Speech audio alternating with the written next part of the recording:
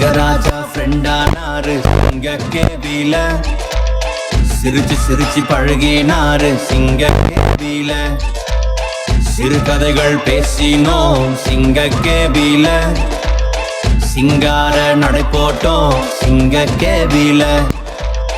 தரியோ ராஜா எட்டி பார்த்தாரு சிங்க கேபில, தானியேல கூப்பிட்டாரு ரொம்ப பயத்துல. சிங்கராஜா மடியிலே நல்லா தூங்கினேனே, ராஜா சத்தம் கேட்டதும் துள்ளி எழுந்தேனே.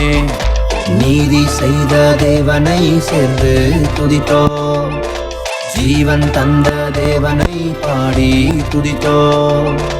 நீதி செய்த தேவனை சேர்ந்து துதித்தோம், ஜீவன் தந்த தேவனை பாடி துதித்தோம்.